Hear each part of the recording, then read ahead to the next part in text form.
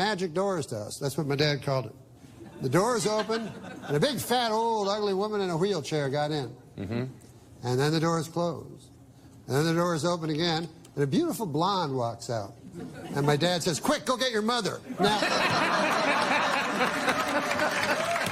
I mean, that guy was listen, he was a dirty dog, but he was a good man. He's a good man, Yeah, yeah. You ever see any of the old chums up there in Canada? Well, you ever go up to the old rural areas of Canada? I met a man there last time I was there that lived in the city of Cornwall, where Ryan Gosling hails. And, well,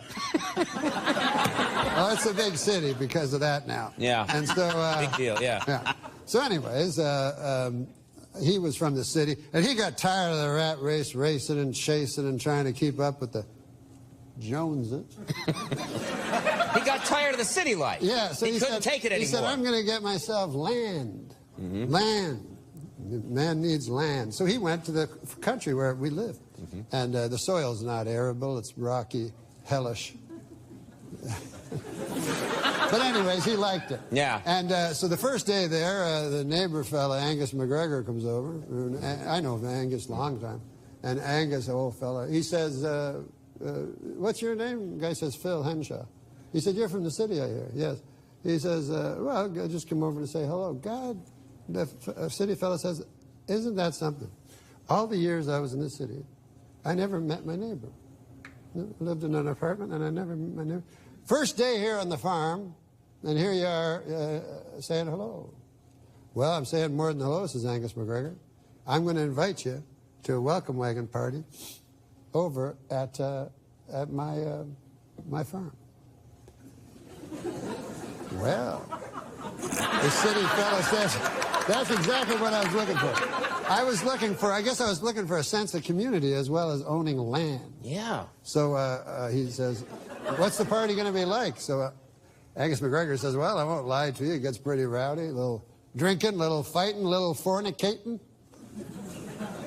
So the guy says, "Well, that's all right with me. What time do I show up?" Angus says, "It don't matter, just the two of us." Now...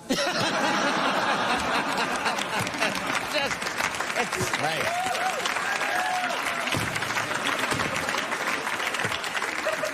Now, you almost broke a Pulitzer Prize nominated book. Yes. One nominated for a Pulitzer Prize. Is this true that you met... Oh, God. That I met Donald Trump. I was just going to tell you, because I was reminded by my book that I like self-help books. And I felt... I got a copy here. You don't have to keep waving that thing around. I felt that I was not affectionate enough in my real life, and I guess it was because my father. We shook hands, and that's how we expressed our terms of endearment. And that's the way it was on the North 40. But I said, now in the city, and as a more evolved person, now, you know, I'll never call myself a cosmopolite, because I don't know what it means. But I will say this.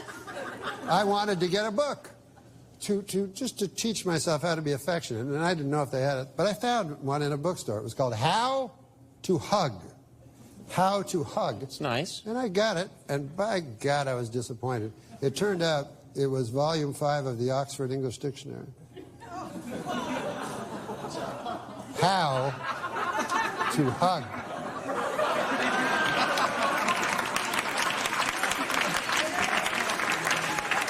But this book...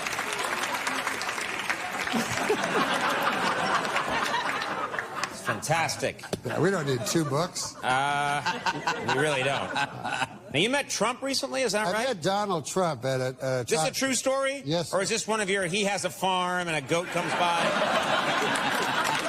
Because I'm not putting up with that shit. Yes. I saw Trump. Trump. He had a farm. He said, "I want you to meet my donkey," he said. And I was like, "Well, Mr. Trump, I know you're running for president, but tell me more about this here donkey." "Well," he says, "if you want to see the donkey, you got to first meet my 3 daughters. Now, the first one's shy, the second one's sexy, and the third one has 1 leg." I'm making all of this up. I know. But this is exactly what you do. But the ending... I'll never tell that type of joke, because that's that kind of a joke that we shouldn't be telling. You're right. I apologize. But